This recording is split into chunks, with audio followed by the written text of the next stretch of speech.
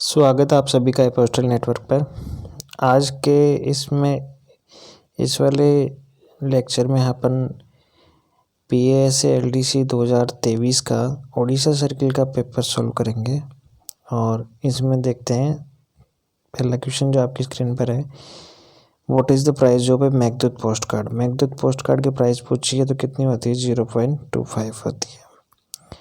ये पूछा है कि disease dead will be treated. Disease को जो जितने भी मृत व्यक्तियों को संबंधित लेख है उनको कैसे ट्रीट किया जाता है, तो वो अनक्लेम्ड माने जाते हैं। ठीक है। PNOP शब्द में बाईं ओर से पहले खड़ा का क्या उल्लेख है, मतलब ये PNOP वर्ड है तो इसका ये राइट हैंड साइड हो गया और इसका ये लेफ्ट हैंड साइड हो गया। तो इस पी का मतलब पूछा है तो क्या हो जाएगा, पार्सल नेटवर्क ऑप्टिमाइजेशन प्रोजेक्ट में पार्सल हो जाएगा इसका मतलब। ठीक है। पूछा है कि विदेशी वस्तु अगर फटी हुई हालत में प्राप्त हो गई तो पोस्टमास्टर नोटिस भेजने के बाद में इसको कितने दिन तक अपने ऑफिस में रख सकता है, तो वो 15 दिन तक रख सकता है अपने यहाँ। ठीक है। यदि लेटर बॉक्स में पोस्ट किया गया ₹50 का एक पोस्ट कार्ड शर्तों का उल्लंघन करता है तो कितनी राशि का कर लगाया जाएगा, तो इसका आंसर क्या होगा कि ये प्रेषक या RLO को लौटा दिया जाएगा। ठीक है।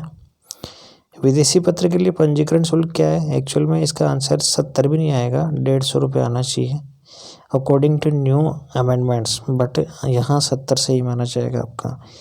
CN-22 प्रपत्र विदेशी वस्तुओं के साथ संलग्न किया जाना चाहिए।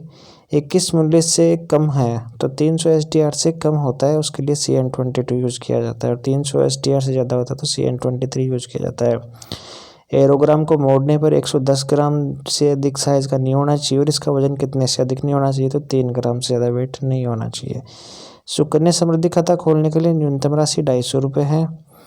अब ये पूछ रहा है IBP द्वारा कौन सी चीज़ लॉन्च नहीं करी गई है, तो कौन सी नहीं करी गई है, प्रिंटेड पासबुक जारी करना। ठीक है। डुप्लीकेट पासबुक जारी करने का शुल्क क्या है, तो ये 59 होता है, तो ₹50 हो जाएगा आपका। ठीक है, GST के बिना। UPU का अर्थ क्या होता है, यूनिवर्सल पोस्टल यूनियन। तो यूनिवर्सल पोस्टल यूनियन कहाँ दिख रहा है आपको, लास्ट D में दिख रहा है। ठीक है। विदेशों को संबंधित अपर्याप्त वस्तुओं के लिए निरोध की किसके नियमों द्वारा नियंत्रित होती है, तो ये अगर आप फॉरेन को संबंधित आर्टिकल भेज रहे हो तो हुक्म भी उनका फॉरेन वालों का ही चलेगा। ठीक है, गंतव्य देश का ही चलेगा। पोर्ट पे का मतलब क्या होता है कि डाक बार का भुगतान कर दिया गया है। ठीक है।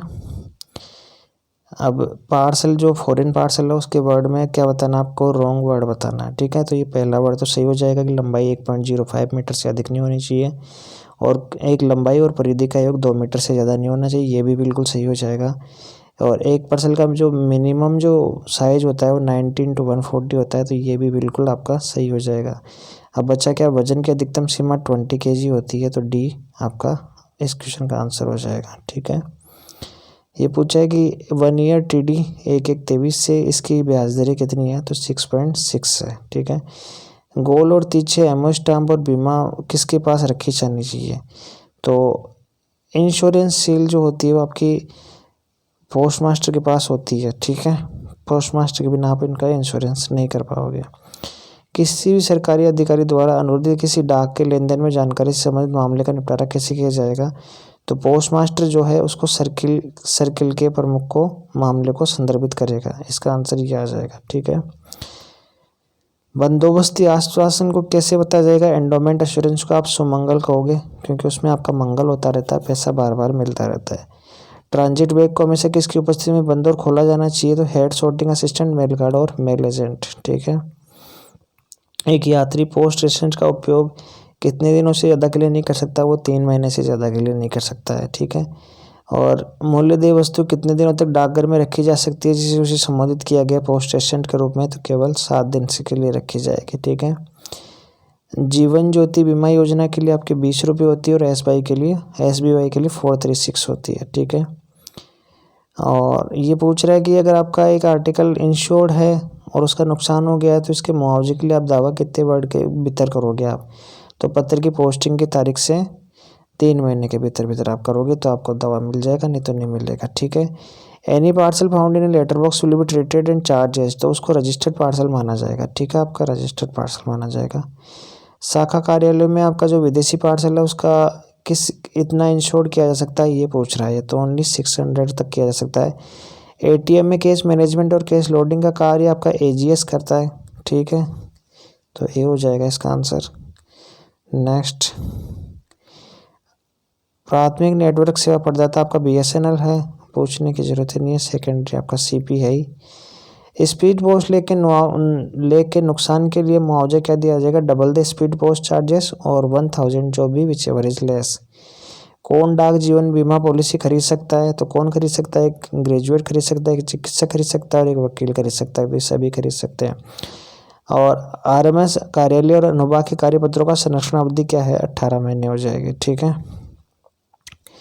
रैम का मतलब पूछा है तो रीड ओनली मेमोरी तो होता है, रोम का मतलब रैंडम एक्सेस मेमोरी हो जाएगा आपका, इसका बी आंसर हो जाएगा। उप कार्यालय में अधिशेष निधि का निपटान इन सभी तरीकों से किया जाएगा, या तो आप क्या करोगे, बैंक को भेज दोगे या फिर अन्य उप कार्यालय को भेज सकते हो। आंसर क्या हो जाएगा आपका? सी हो जाएगा। CSI किस संक्षिप्त नाम के लिए है? तो कोर सिस्टम इंटीग्रेशन हो जाएगा, ये कोर सिस्टम इंटीग्रेशन, ठीक है। 35 नंबर क्वेश्चन। और निजी निर्माण पोस्ट कार्ड अगर मिल गया आपका जो निर्धारित आकार को फॉलो नहीं करता है तो ये क्या हो जाएगा? इसको कैसे ट्रीट किया जाएगा? तो ये return to the office of posting,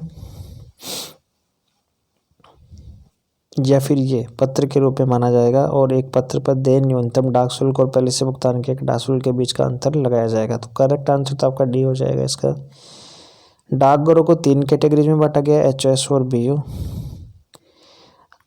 विदेशी डाक में आदान प्रदान की जाने वाली डाक वस्तुओं के मोटे तौर पर कितने श्रेणी में बांटा गया है?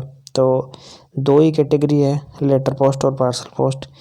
स्पीड पोस्ट की रसीदों में जो होता है आपका, तो ये पूछा है रिसिप्ट में कितने डिजिट होते हैं, ये पूछा है। जैसे आपकी जो ER करके होती है तो ये आप खुद अपने से देखेंगे कि स्पीड पोस्ट में कितने डिजिट होते हैं, ये बताऊंगा नहीं क्योंकि आप डाकघर के कर्मचारी हैं।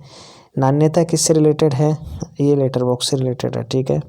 8:30 बजे तक का टाइम बढ़ा सकता है और रविवार को कौन खुला रख सकता है पोस्ट ऑफिस को? तो DG रख सकता है, डायरेक्टर जनरल, ठीक है।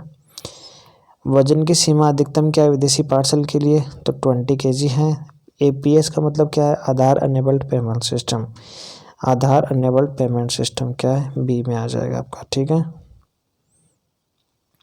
अपर्याप्त रूप से भुगतान किए गए जावक विदेशी पार्सल लेख पर ही कर लगाया जा सकता है, तो कौन लगाएगा इसमें? या तो आपका पोस्टिंग का ऑफिस, RMS ऑफिस, विदेशी मुद्रा का कार्यालय, गंतव्य का देश। तो कौन लगा देगा? देखो, कंट्री ऑफ ओरिजिन लगाएगा इस पर, ठीक है। HSA की दैनिक रिपोर्ट प्रस्तुत की जानी चाहिए, तो ये किसके थ्रू जाती है? रिकॉर्ड ऑफिस के माध्यम से अधीक्षक को जाती है, ठीक है। Post office guide part second के अनुसार पत्रों का वजन से अधिक नहीं होना चाहिए, तो 2 किलो से ज़्यादा नहीं होना चाहिए। डिजास्टर रिकवरी सेंटर आपका मैसूर। और पीरियोडिकल वाली बुक पैकेट का अधिकतम वजन 5 किलो से ज़्यादा नहीं होना चाहिए।